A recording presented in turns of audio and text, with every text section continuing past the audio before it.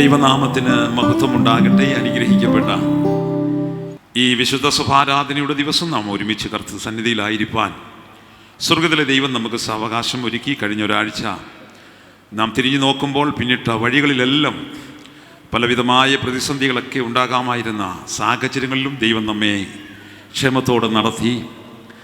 പല വിഷയങ്ങളുടെ മുഖത്ത് ഭാരപ്പെട്ടെങ്കിലും ദൈവം ആശ്വാസം നൽകി ജയത്തോടെ നടത്തിയ നല്ല കർത്താവിന് എല്ലാ മഹത്വവും പുകഴ്ചയും ആരാധനയും അർപ്പിക്കുന്നു. ഇന്ന് വന്നു ചേർന്ന എല്ലാ വാത്സല്യ കുടുംബങ്ങൾ, ബഹുമാന്യരായ പാസ്റ്റേഴ്സ് കുടുംബങ്ങൾ ഏവർക്കും യേശു ക്രിസ്തുവിൻ്റെ ധന്യമുള്ള നാമത്തിൽ എൻ്റെ സ്നേഹവും ക്രിസ്തീയ വന്ദനവും അറിയിക്കുന്നു. ഇന്നത്തെ ഈ സങ്കീർത്തനം വളരെ സുപരിചിതമായൊരു സങ്കീർത്തനമാണ്. 16-ാം സങ്കീർത്തനം. അതിൻ്റെ തലക്കെട്ടിൽ സ്വർണ്ണഗീതം എന്ന് കാണുവാൻ കഴിയും. ദാവീദിൻ്റെ സങ്കീർത്തനമാണ്. ഇതൊരു മശിഹാ സങ്കീർത്തനമാണ്. കർത്താവിൻ്റെ ക്രൂശിത സാഹചര്യങ്ങൾ പ്രവചനാത്മാവിലൊക്കെ എഴുതിയ സങ്കീർത്തനമാണ് ഈ സങ്കീർത്തനം. നമ്മുടെ കർത്താവിനെ കുറിച്ചുള്ള പ്രവചനം എന്ന നിലയിൽ അപ്പോസ്തലനായ പൗലോസും പത്രോസുമൊക്കെ ഇതിൻ്റെ ഉദ്ധരണികൾ അപ്പോസ്തല പ്രവൃത്തികളിൽ കാണുന്നുണ്ട്. ദൈവത്തിന് സ്തോത്രം. 2-ാം അധ്യായം തന്നെ പത്രോസിൻ്റെ ആദ്യത്തെ പെന്തക്കോസ്ത് നാളിലെ പ്രസംഗത്തിൽ ഇതിൻ്റെ 8 മുതൽ 11 വരെയുള്ള വാക്യങ്ങൾ അദ്ദേഹം ഉദ്ധരിച്ചിട്ടുണ്ട്. ആമേൻ. എന്നാൽ ഇതിനകത്ത് നമുക്ക് മനസ്സിലാക്കുവാൻ കഴിയുന്നു, പിതാവിൻ്റെ ഇഷ്ടം ചെയ്യുന്ന തൻ്റെ പുത്രനെയാണ് നമുക്ക് കാണുവാൻ കഴിയുന്നത്. അതുകൊണ്ടാണ് ഇതൊരു മശിഹാ സങ്കീർത്തനമായി നമുക്ക് കാണുവാൻ കഴിയുന്നത്. ദൈവത്തിന് സ്തോത്രം. ഹല്ലേലൂയ. ഇതിൻ്റെ 1-ാം വാക്യത്തിൽ ഇങ്ങനെ വായിക്കുന്നു: ദൈവമേ, ഞാൻ നിന്നെ ശരണമാക്കിയിരിക്കയാൽ എന്നെ കാത്തുകൊള്ളണമേ. ഹല്ലേലൂയ. ഒരു പ്രാർത്ഥനയോടല്ലേ തുടങ്ങുന്നത്? എന്നെ ഒന്ന് കാത്തുകൊള്ളണമേ, കാരണം ഞാൻ അങ്ങയുടെ സന്നിധിയിൽ ശരണമാക്കിയിരിക്കുകയാണ്. ആമേൻ. മനുഷ്യരിലല്ല, ദൈവത്തിൽ ശരണമാക്കിയിരിക്കുന്നത് കൊണ്ട് അങ്ങാണ് എൻ്റെ സംരക്ഷണം. അതുകൊണ്ട് എന്നെ ഒന്ന് കാത്തുകൊള്ളണം. കോഴി തൻ്റെ കുഞ്ഞുങ്ങളെ ചിറകടിയിൽ കാത്തു സൂക്ഷിക്കുന്നത് പോലെ, ഒരു ഇടയൻ തൻ്റെ ആട്ടിൻകുട്ടികളെ പരിപാലിക്കുന്നത് പോലെ എന്നെ ഒന്ന് കാത്തുകൊള്ളണമേ. എത്ര പേർക്ക് അതിൻ്റെ ആഴങ്ങൾ മനസ്സിലായി? നമ്മയും നമ്മുടെ കുഞ്ഞുകുട്ടികളെയും കാക്കുന്ന ഒരു കരമുണ്ട്, താങ്ങുന്ന ഒരു കരമുണ്ട്. ഇന്ന് പകൽക്കാലം സങ്കീർത്തനത്തിലൂടെ നമുക്ക് ആരംഭത്തിൽ തന്നെ സന്ദേശം നൽകുന്നത് നമ്മുടെ ആമേൻ ഹല്ലേലൂയ ആ സംരക്ഷണം എന്ന് പറയുന്നത് സ്വർഗമാ. കണ്ണെത്താത്ത ദൂരത്തും നമ്മുടെ തലമുറകളായിരിക്കുമ്പോൾ അവിടുത്തെ കൃപയിൽ അവരെ പൊതിയുന്നത്, സൂക്ഷിക്കുന്നത് ഈ ഒരു സംരക്ഷണമാ. അതുകൊണ്ടാണ് സങ്കീർത്തനക്കാരൻ പറഞ്ഞത്, ദൈവമേ, അങ്ങേ ഞാൻ എന്ത് ചെയ്യുന്നു? ശരണം പ്രാപിച്ചിരിക്കുന്നു. അങ്ങനെ ഒന്ന് കാത്തുകൊള്ളണം. Praise the lord. ഹല്ലേലൂയ. 2-ാം വാക്യത്തിൽ കാണുന്നു, ഞാൻ യഹോവയോട് പറഞ്ഞത്, നീ എൻ്റെ കർത്താവാകുന്നു, നീ ഒഴികെ എനിക്കൊരു നന്മയുമില്ല. ഹല്ലേലൂയ. ആമേൻ. യഹോവയോട് പറഞ്ഞത്, അതും പറഞ്ഞത് എന്ന് പറയുമ്പോൾ പ്രാർത്ഥന, അതും പ്രാർത്ഥനയുടെ ശബ്ദമാ. ദൈവത്തോട് പറഞ്ഞു. എന്താണ് പറഞ്ഞത്? അതെ, ആമേൻ, അങ്ങാണ് അങ്ങൻ്റെ കർത്താവാകുന്നു, നീ ഒഴികെ എനിക്ക് ഒരു നന്മയുമില്ല. ഹല്ലേലൂയ. നമുക്ക് നന്മ തരുന്നതെല്ലാം ദൈവമാണ്. Price the Lord. എത്ര പേർക്ക് അറിയാം? നമ്മുടെ കഴിവ് കൊണ്ടോ നമ്മുടെ വിദ്യാഭ്യാസ യോഗ്യത കൊണ്ടോ ഒന്നും ഇത് ലഭിക്കണമെന്നില്ല. എന്നാൽ നന്മയുടെ ഉറവം സ്വർഗീയ ഭണ്ഡാരത്തിലാ.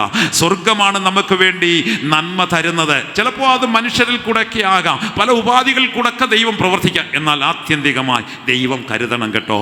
ദൈവം കനിയണം, ദൈവം തുറക്കണം അവിടുത്തെ ഭണ്ഡാരം. ഹല്ലേലൂയ.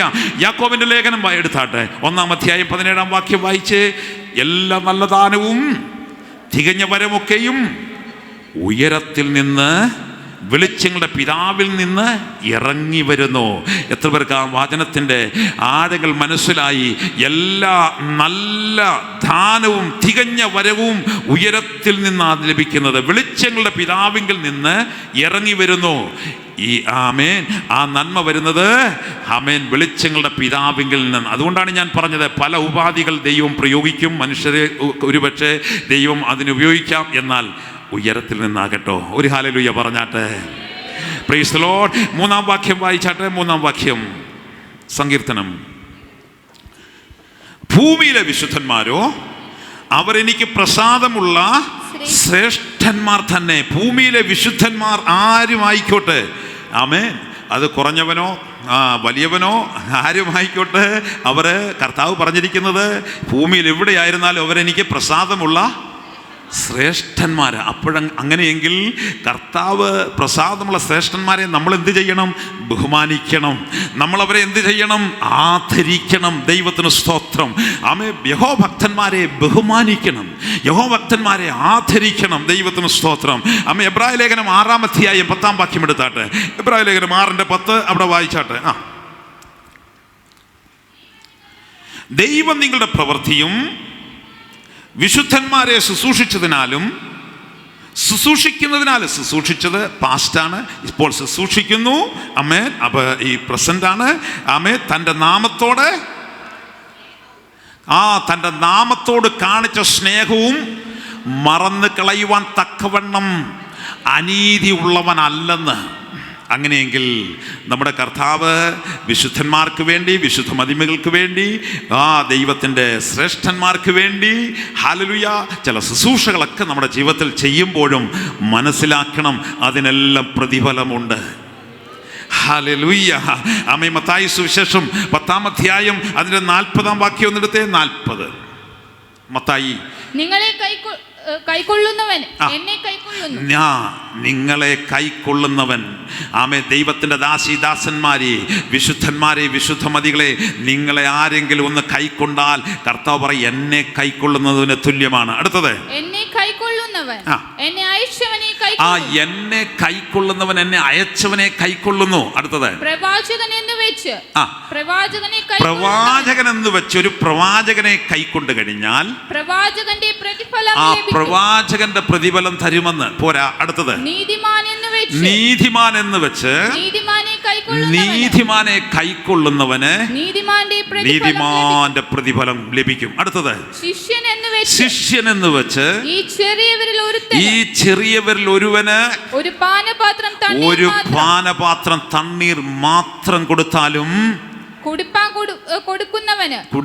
കൊടുക്കുന്നവന് പ്രതിഫലം കിട്ടാതെ പോകുകയില്ല എന്ന് ഞാൻ സത്യമായിട്ടും നിങ്ങളോട് പറയുന്നു. ശിഷ്യൻ എന്ന് വെച്ച് ഈ ചെറിയവരിൽ ഒരുത്തിന് ഒരു പാത്രം തണ്ണീർ മാത്രം കുടിപ്പാൻ കൊടുക്കുന്നവന് പ്രതിഫലം കിട്ടാതെ പോകുകയില്ല എന്ന് കർത്താവ് സത്യം ചെയ്ത് പറഞ്ഞെങ്കിൽ, ദൈവമക്കളെ, നമ്മുടെ ജീവിതത്തിൽ ഹല്ലേലൂയ നന്മ ചെയ്യുവാനും കൂട്ടായ്മ ആചരിപ്പാനും മറക്കരുത്. ഈ വക യാഗത്തിലല്ലോ ദൈവം പ്രസാദിക്കുന്നത്. മമ്രയുടെ തോപ്പില് ഹല്ലേലൂയ അതേ അബ്രഹാം കൂടാരത്തിലായിരിക്കുമ്പോൾ, സാറയും അകത്തളങ്ങളിലായിരിക്കുമ്പോൾ അറിയാതെ ദൂതന്മാരെ സൽക്കരിച്ചില്ലേ? ഹല്ലേലൂയ. ആദിത്യ മര്യാദ അവിടെ ചെയ്തില്ലേ? അതുകൊണ്ട് എന്ത് സംഭവിച്ചു? അബ്രഹാമിനെ ദൈവം അനുഗ്രഹിച്ചെങ്കിൽ, എൻ്റെ ദൈവത്തിൻ്റെ ദാസന്മാരെ, ദൈവത്തിന് വേണ്ടി നന്മ ചെയ്യുവാൻ നമ്മൾ തയ്യാറാണെങ്കിൽ ദൈവം ആർക്കും കടക്കാരനല്ല. അതാണ് ഈ വാക്യത്തിൽ നമ്മളോടുള്ള സന്ദേശം. ദൈവത്തിന് സ്തോത്രം. യഹോവ ഭക്തന്മാരെ ബഹുമാനിക്കുവാൻ, യഹോവ ഭക്തന്മാരെ ശ്രേഷ്ഠരെന്നെണ്ണുവാൻ ദൈവത്തിന് സ്തോത്രം നമുക്ക് ബാധ്യതയുണ്ട്. ഒത്തിരി പറയുവാനുണ്ടെങ്കിലും ഞാൻ സമയത്തിന്റെ പരിമിതിയിൽ അടുത്ത വാക്യത്തിലേക്ക് പ്രവേശിക്കുന്നു. 4-ാമത്തെ വാക്യം എടുത്താട്ടെ. അന്യദേവനെ കൈക്കൊള്ളുന്നവരുടെ വേദന വർദ്ധിക്കും കേട്ടോ. വർദ്ധിച്ചു പോകും.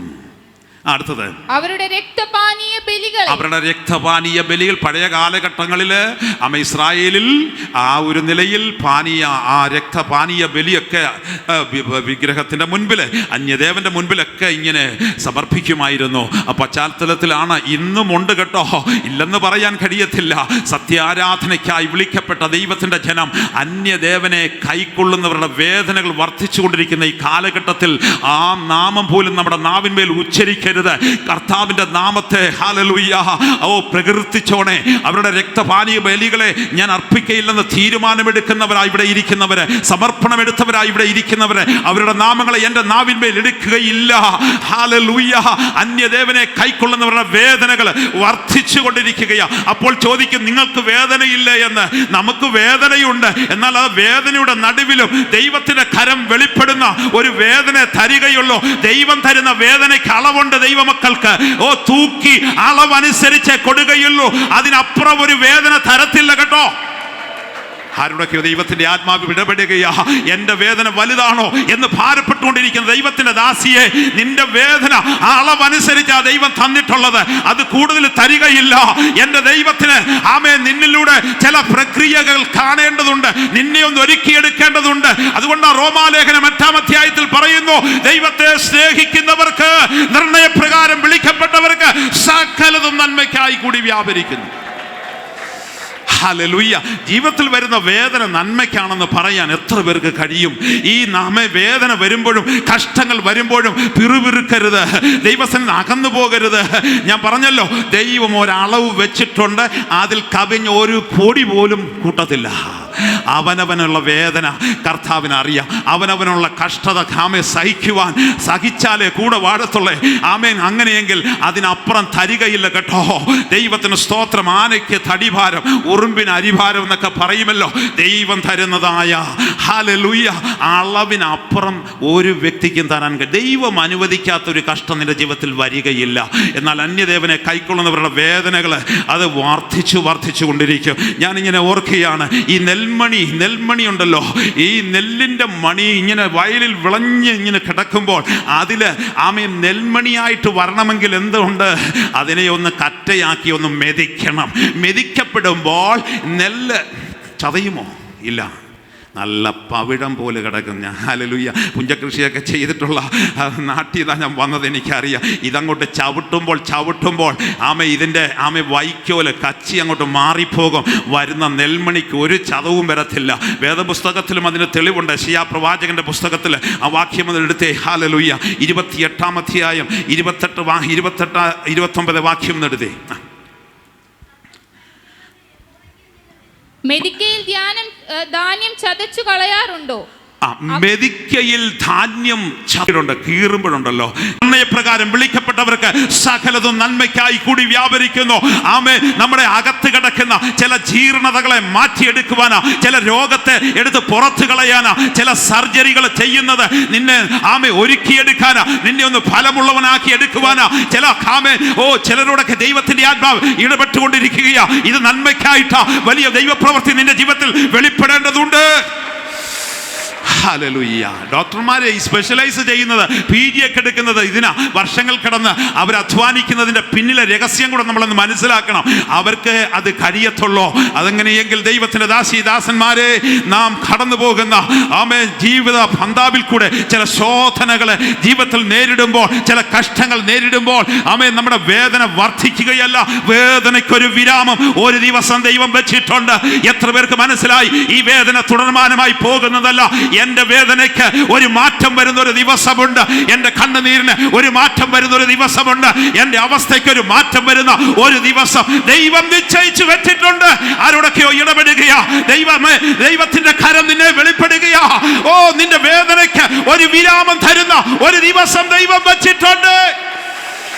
Hallelujah hallelujah hallelujah. യേശുവിന്റെ നാമത്തിൽ നിന്നെ മാറുവാൻ സമയമായി. ഹല്ലേലൂയ. എന്നാൽ നീ എന്ത് ചെയ്യണം? ഒരു സഹനം, ഒരു ക്ഷമ നിന്റെ ജീവിതത്തിൽ നീ നേടിയെടുക്കണം. നീ പ്രമാണത്തിൽ നിന്നോണം. പ്രമാണത്തിൽ നിൽക്കുന്നിടത്തോളം കാലം സ്തോത്രം, നീ സഹനം നീ ചെയ്തുകൊണ്ടിരിക്കുന്നിടത്തോളം കാലം ഈ കഷ്ടത നിന്നെ തൊടുകയില്ല, ഈ കഷ്ടത നിന്നെ തകർത്ത് കളയുകയില്ല. ഞാൻ അന്യദേവരെ കൈക്കൊള്ളുന്നവരുടെ വേദനകൾ വർദ്ധിക്കുമ്പോൾ ദൈവത്തിന്റെ പൈതലെ നിന്റെ വേദനയ്ക്ക് ഒരു ശമനം തരാൻ പോവുകയാണ്. Price the lord. ഹല്ലേലൂയ. 5-ാം വാക്യം എടുത്താൽ 5-ാം വാക്യം. എൻ്റെ അവകാശത്തിന്റെയും പാനപാത്രത്തിന്റെയും പങ്ക് യഹോവയാകുന്നു. നീ എനിക്കുള്ള ഓഹരിയെ പരിപാലിക്കുന്നു. നീ എൻ്റെ ഓഹരിയെ പരിപാലിക്കുന്നു. നാമും നമ്മുടെ കർത്താവും തമ്മിലുള്ള ബന്ധം. പ്രിയരെ, ദൈവം നമ്മുടെ ഓഹരിയെ എന്ത് ചെയ്യുന്നു? പരിപാലിക്കുന്നു. ദൈവം നമ്മുടെ അവകാശമാണ്. എത്ര പേർക്ക് അത് മനസ്സിലായി? ഇസ്രായേൽ ഗോത്രം 12 ഗോത്രങ്ങളാണ്. അതിൽ 11 ഗോത്രങ്ങൾക്കും അവർക്ക് ഭൂമിയിടങ്ങളിൽ കൃഷിയിടങ്ങൾ കൊടുത്തിരുന്നു. എന്നാൽ ലേവി ഗോത്രത്തിന് കൊടുത്തില്ല. അവർക്ക് താമസിക്കാനുള്ളൊരു ഭവനമാണ് കൊടുത്തത്. പ്രിയപ്പെട്ടവരെ, എന്താ നമ്മൾ മനസ്സിലാക്കേണ്ടത്? ലേവി ഗോത്രത്തെ ദൈവം ക്ഷേമത്തോടെ നടത്തിയെങ്കിൽ ഹല്ലേലൂയ, അവരുടെ അവകാശം ദൈവമാണ്, അവരുടെ ഓഹരി കർത്താവാണ്. അങ്ങനെ എങ്ങനെ ഓഹരിയെ പരിപാലിക്കുന്നു എന്ന് എത്ര പേർക്ക് പറയുവാൻ കഴിയും? അപ്പോൾ തന്നെ നിങ്ങളോടൊരു ദൂതുണ്ട്. നിങ്ങളുടെ ഓഹരി, നിങ്ങളുടെ തലമുറ പരിപാലിക്കുന്ന ഒരു ദൈവമാ. നിന്റെ ശരീരത്തിന്റെ രോഗാവസ്ഥയ്ക്ക് മാറ്റം തരുവാൻ നിന്റെ ശരീരത്തെ പരിപാലിക്കുന്ന ഒരു ദൈവമുണ്ട്. നിന്റെ കടഭാരം മാറി നിന്നെ വിടുവിക്കുവാൻ ദൈവം നിനക്ക് ഓഹരിയായിട്ടുണ്ട്. ഹല്ലേലൂയ. നീ എൻ്റെ ഹല്ലേലൂയ അവകാശത്തിൻ്റെ ഈ പാനപാത്രത്തിൻ്റെ ഈ പങ്ക് യഹോവയാകുന്നു. നീ എനിക്കുള്ള ഓഹരിയെ പരിപാലിക്കുന്നു. ഹല്ലേലൂയ. നമ്മോട് ഇതിനകത്ത് ദൂതാണ് ഇതെല്ലാ വചനങ്ങളും നമുക്ക് നൽകി തരുന്നത്. ദൈവത്തിന് സ്തോത്രം. ദൈവത്തെ ആരാധിക്കുന്ന, ദൈവപ്രമാണത്തിന് വേണ്ടി നിൽക്കുന്ന നിന്റെ ഹല്ലേലൂയ ഓഹരിയെ എൻ്റെ ദൈവം പരിപാലിക്കും. ദുഷ്ടൻ അതുമേൽ തൊടുകയില്ല. നീതിമാന്റെ അവകാശത്തിന്മേൽ ദുഷ്ടൻ തൊടുകയില്ല. നമ്മുടെ അവകാശങ്ങൾ, നമ്മുടെ നന്മയായിക്കോട്ടെ, നമ്മുടെ തലമുറയായിക്കോട്ടെ, നമ്മുടെ ജോലി ആയിക്കോട്ടെ, ഹല്ലേലൂയ, ഇതെല്ലാം ദൈവം സൂക്ഷിക്കുന്നതാണ്.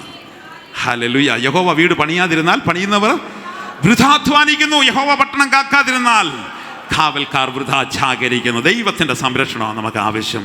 എത്ര പേര് അതങ്ങോട്ട് ഏറ്റെടുക്കും, സമർപ്പിക്കപ്പെടും. അതുകൊണ്ട് ഒന്നിനെക്കുറിച്ചും വേവലാതിപ്പെടേണ്ട. ചില കാര്യങ്ങൾ പെട്ടെന്ന് നടന്നില്ലേലും ദൈവം നന്മയ്ക്കായി ചെയ്യുന്നൊരു ദിവസമുണ്ട്. Praise the lord. Hallelujah. Amen. അപ്പോൾ നമ്മൾ ഒന്ന് ഓർക്കണം, നമ്മുടെ വസ്തുവകളോ എന്തുമായിക്കോട്ടെ ദൈവം പരിപാലിച്ചില്ലെങ്കിൽ ഇതിലൊന്നും നിലനിൽപ്പില്ല. നമ്മുടെ നന്മകൾക്ക് നിലനിൽപ്പില്ല.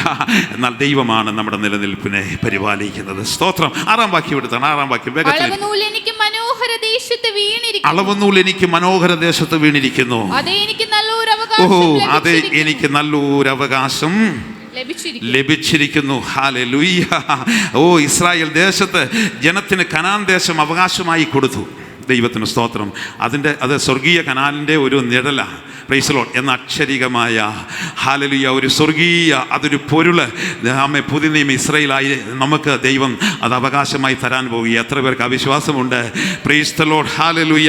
കർത്താവിൻ്റെ വരവ് ഈ തലമുറയിൽ ഹല്ലേലൂയ കാണുമ്പോൾ ദൈവത്തിന് സ്തോത്രം. ആമേൻ, ആമേൻ. നമ്മുടെ അവകാശങ്ങൾ നമ്മൾ പ്രാപിക്കാൻ ആ വെമ്പലോടെ ആയിരിക്കേണ്ടത്. ഹല്ലേലൂയ. ഹഗ്ഗായി പ്രവാചകന്റെ പുസ്തകത്തിൽ കാണുന്നുണ്ടല്ലോ, മനോഹര വസ്തു വെളിപ്പെടാൻ സമയമായി. ആ മനോഹര ദേശത്താണ് നമ്മുടെ നമ്മുടെ എന്താ പറയുന്നത്, നമ്മുടെ ആഗ്രഹവും നമ്മൾ അതിനു വേണ്ടി ആ വരുതിനു വേണ്ടിയാ ഓടുന്നതും.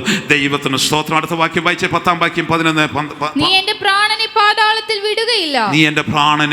പാതാളത്തിൽ വിടുകയില്ല. പ്രിയപ്പെട്ടവരെ, എത്ര പേർക്ക് അത് മനസ്സിലായി? ദുഷ്ടന്മാരെയും ദൈവത്തെ മറക്കുന്നവരെ പാതാളത്തിലേക്ക് തള്ളിക്കളയുമ്പോൾ ദൈവ പൈതലേ, നമ്മളെ പാതാളത്തിൽ വിടുകയില്ലെന്ന് യേശു കർത്താവിനോടുള്ള പ്രവചനമാണെങ്കിൽ നമ്മോടുള്ള ദൂത ഇത് കേട്ടോ. അതുകൊണ്ടാണ് നമുക്കിത് നിന്ന് തന്നിരിക്കുന്നത്. നമ്മളെ പാതാളത്തിൽ വിടുകയില്ല. ആമേ, ആ വിശ്വാസത്തെ നമ്മൾ മുറുകെ പിടിച്ചോണം. അടുത്ത വാക്യം. നിന്റെ പരിശുദ്ധനെ ദ്രവത്വം കാണുവാൻ സമ്മതിക്കുകയില്ല. നമ്മുടെ വാഴ്ത്തപ്പെട്ട കർത്താവ് ആമേ ദ്രവത്വം കണ്ടോ? ഇല്ല കേട്ടോ. ഇത് പ്രവചിച്ച ദാവീദ് ദ്രവത്വം കണ്ടു. എന്നാൽ ആമേൻ ഹല്ലേലൂയ, പരിശുദ്ധ കർത്താവിൻ്റെ ദ്രവത്വം കാണാതെ സ്വർഗോന്നതങ്ങളിൽ നമുക്ക് വേണ്ടി ഉന്നതങ്ങളിൽ വാസം ചെയ്യുന്നു. എന്നാൽ ഒരു കാര്യം കൂടെ തിരിച്ചറിയണം. ഈ കാലഘട്ടത്തിൽ, ഈ തലമുറയിൽ കർത്താവ് വന്നാൽ ജീവനോടിരിക്കുന്ന നാമും ദ്രവത്വം കാണാതെ എടുക്കപ്പെടാൻ പോവുകയാ. ഒരു ഹല്ലേലൂയ പറഞ്ഞാട്ടെ. ഹല്ലേലൂയ. ഇതാണ് നമ്മുടെ പ്രത്യാശ. മനോഹര വസ്തു വരാൻ സമയമായി. അത് നമ്മുടെ വാഴ്ത്തപ്പെട്ട കർത്താവ. 10,000ങ്ങളിൽ സുന്ദരനാ അവൻ, മനോഹര രൂപിയാ. അവനെ നാം കാണുന്നത് പോലെ കാണാൻ പോകുകയാ. കർത്താവ് താൻ ഗംഭീര നാദത്തോടും പ്രധാന ദൂതന്റെ ശബ്ദത്തോടും ദൈവത്തിന്റെ കാഹളത്തോടും കൂടെ സ്വർഗത്തിൽ നിന്ന് ഇറങ്ങി വരുമ്പോൾ ക്രിസ്തുവിൽ മരിച്ചവർ മുൻപ് ഉയർത്തെഴുന്നേൽക്കും. പിന്നെ ജീവനോടിരിക്കുന്ന നാം രൂപാന്തരപ്പെട്ട് കർത്താവിനെ എതിരേൽപ്പാൻ മേഘങ്ങൾ എടുക്കപ്പെടാൻ പോവുകയാണ്.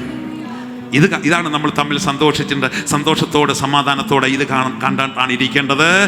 അതുകൊണ്ടാണ് 73-ാം സങ്കീർത്തനം 23-ാം വാക്യത്തിൽ ഹല്ലേലൂയ ആസാബ് എന്താ പറഞ്ഞത്? ഞാൻ എപ്പോഴും നിന്റെ അടുക്കലിരിക്കുന്നു. അടുക്കലിരുന്നോണം. വലങ്കൈ വിട്ടു പോകരുത്. നീ എന്നെ വലങ്കൈക്ക് പിടിച്ചിരിക്കുന്നു. നിന്റെ ആലോചനയാൽ നീ എന്നെ നടത്തും. പിന്നത്തേതിൽ മഹത്വത്തിലേക്ക് എന്നെ കൈക്കൊള്ളു. കരമുയർത്തി ഹല്ലേലൂയ പറഞ്ഞാട്ട് ഒരിക്കൽ കൂടെ ശക്തിയോടെ ഈ വചനങ്ങളാൽ ദൈവം നമ്മെ ധാരാളമായി അനുഗ്രഹിക്കട്ടെ.